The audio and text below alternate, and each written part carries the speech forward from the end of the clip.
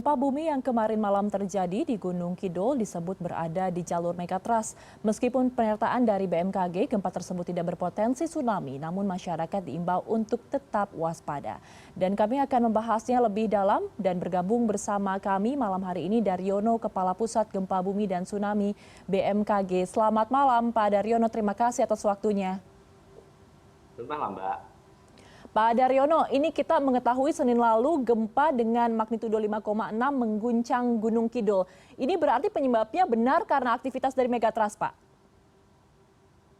Ya, kalau kita melihat berdasarkan lokasi epicenter dan kedalamannya, serta mekanisme sumber yang menyebabkan terjadinya deformasi itu, maka kedalaman tersebut dengan fakta ada patahan naik itu, maka itu adalah gempa megatrust ya. Baik. Hanya saja patut kita syukuri kekuatannya relatif kecil. Oke. Baik, Pak Daryono, ini sebelumnya BMKG itu pernah menyatakan bahwa Selat Sunda dan Mentawai di Siberut tinggal menunggu waktu saja untuk jadi megatrust. Ini kira-kira sebenarnya bisa diprediksi tidak, Pak? Kapan akan terjadinya? Tidak bisa diprediksi, siapapun belum bisa, karena kita belum ada teknologi atau sains yang bisa memprediksi kapan, di mana, dan berapa kekuatan gempa akan terjadi. Tapi kita bisa melihat berdasarkan catatan historical gempa yang pernah terjadi di berbagai tempat di jalur sumber gempa subduksi itu, maka kita melihat mana kawasan-kawasan yang dinilai belum rilis. Oke, baik. Bapak, ini kira-kira apakah akan ada potensi gempa susulan dan di mana saja wilayah yang harus diwaspadai oleh masyarakat? Konteksnya tidak seperti itu ya. Artinya memang kita itu banyak sumber gempa, dan kalau kita melihat catatan BMKG bahwa di Indonesia itu terjadi gempa, itu setahun itu antara 5 hingga 6 ribu kali ya, dan berbagai variasi dan variasi magnitudo dan kedalamannya. Tetapi semakin magnitudenya besar, itu jumlahnya semakin sedikit ya. Dan kita melihat dalam setiap tahun itu ada sekitar 200 sampai 300 gempa yang kekuatan signifikan ya. Artinya berkekuatan di atas 5 ya. Dan kita mencatat bahwa dalam setahun itu ada sekitar 15 kali gempa merusak ya. Dan 2 tahun sekali gempa yang berpotensi tsunami ya. Meskipun tsunami-nya juga kecil, dan namun demikian itu merupakan catatan kami yang selama ini kita catat dan kita miliki. Nah, kemudian terkait dengan sumber gempa, itu kita banyak sekali sumber gempa di Indonesia ya. Nah, di bagian depan di luar zona subduksi itu ada gempa authorized ya. Di situ juga bisa memicu gempa-gempa besar ya.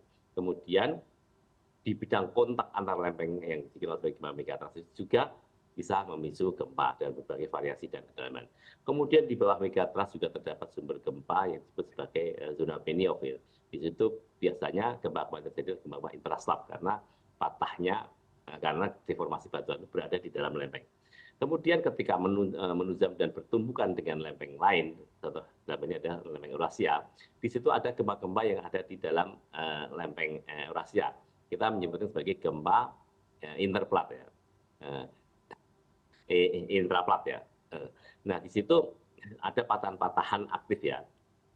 Nah, dan kita tahu bahwa di Pulau Jawa ini juga banyak sekali sumber gempa sesar aktif ya, seperti sesar Opak di Yogyakarta dan Bantul, kemudian sesar Cimandiri di Sukabumi, kemudian sesar Gatsela ada di Garut Selatan, kemudian sesar Baribis ada di jalur Kuningan ke barat. Nah, itu merupakan sumber gempa yang berhubungan dengan pergeseran-pergeseran di dalam lempeng Eurasia ya. Nah, jadi kita di belakang itu juga ada namanya gempa-gempa yang merupakan gempa backup ya, gempa yang merupakan busur belakang ya. Jadi sebenarnya megatrust itu hanya salah satu dari sumber gempa ya. Hanya saja sumber gempa megatrust itu memiliki kemampuan untuk mengakumulasi energi sehingga bisa terjadi gempa yang cukup besar ya. Nah, namun demikian yang menjadi perhatian kita bahwa gempa megatrust itu tidak seluruhnya besar ya. Jadi gempa 2, kekuatan 3, 4, itu paling banyak terjadi di megatrust itu. Gempa berkekuatan 5, seperti yang terjadi kemarin di selatan Gunung Kidul. Itu adalah gempa megatrust, tapi kekuatan 5,5. Nah, dan tidak banyak yang besar ya. Nah, namun demikian kita perlu mewaspadai bahwa kawasan-kawasan yang berdekatan dengan megatrust itu harus memastikan bahwa bangunan-bangunannya itu memiliki struktur yang kuat ya, tahan gempa ya. Karena memang gempa itu tidak membunuh dan tidak melukai, tetapi bangunan yang roboh itulah yang menyebabkan. Kawasannya di mana saja itu, Pak? Ya, jalur megatrust ada di barat Sumatera, dari Aceh, kemudian Andaman, kemudian juga ke selatan ke Nias, kemudian ke Mentawai, kemudian ke barat Bengkulu, kemudian ke selatan Lampung, selatan Selat Sunda, selatan Pulau Jawa, selatan Bali, selatan NTB, dan habis di Sumba. Kemudian di utara di Indonesia Timur ada di utara Sulawesi. Kemudian juga di Lembeng Maluku antara Sulawesi dan Halmahera juga ada double subduction, double megatrust di situ. Kemudian utara Papua juga ada di Zaman Nibini, itu adalah sumber gempa megatrust juga. Nah, namun demikian kita apakah terus dicekam merasa ketakutan, kemudian kepanikan? Tidak. Yang kita pikir adalah bagaimana kita bisa menghadapi proses alam dari sumber-sumber gempa tersebut. Ya, kalau memang kita